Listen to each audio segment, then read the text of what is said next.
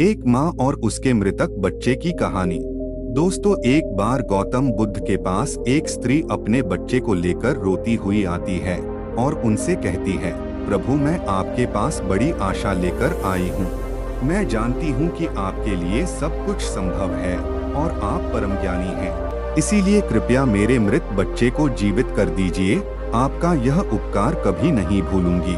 उस स्त्री को बुद्ध के पास उन लोगों ने भेजा था जो लोग बुद्ध से ईर्ष्या करते थे। उनका उद्देश्य ये था कि बुद्ध सभी की नजरों में गिर जाएं। उस स्त्री के पुत्र की मृत्यु वास्तव में हुई थी, परंतु वह नहीं जानती थी कि उसका और उसके मृत पुत्र का इस्तेमाल बुद्ध को नीचा दिखाने के लिए किया जा रहा है।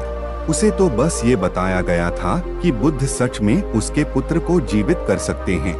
वो स्त्री कहती है कि कहिए ना प्रभु, आप मेरे पुत्र को जीवित कर देंगे ना। वहाँ उपस्थित सभी लोग बुद्ध के उत्तर का इंतजार कर रहे होते हैं।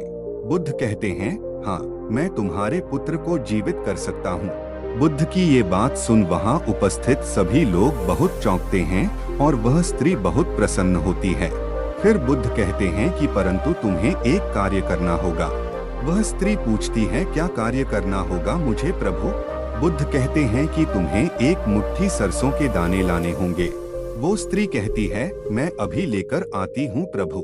बुद्ध कहते हैं, परंतु ध्यान रहे कि दाने ऐसे घर से लाने हैं जिस घर में कभी किसी की भी मृत्यु ना हुई हो। वह स्त्री उसी क्षण सरसों के दाने लेने के लिए अपने गांव में चली जाती है। वह अपने गांव के हर घर में जाकर पूछती है। उसे सरसों के दाने तो हर घर में मिलते हैं, परंतु उसे ऐसा कोई घर नहीं मिलता जिसमें आज तक कभी किसी की भी मृत्यु ना हुई हो। फिर वह स्त्री समझ जाती है कि मृत्यु जीवन का एक ऐसा सत्य है जिसे कोई नहीं बदल सकता। वह स्त्री बुद्ध के पास जाती है और कहती है, मैं इस बात को कहीं न कहीं जानती तो थी, परंतु स्वीकारना नहीं चाहती थी। आपने बिना कुछ कहे ही मुझे इस सत्य से अवगत करा दिया।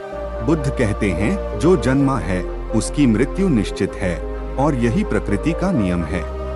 बुद्ध कहते हैं, ये संसार जिसे हम यथार्थ मानते हैं, यह दुख और पीड़ा का क्षणभंगुर खेल है। इसीलिए जो जन्मा है उसकी मृत्यु निश्चित है।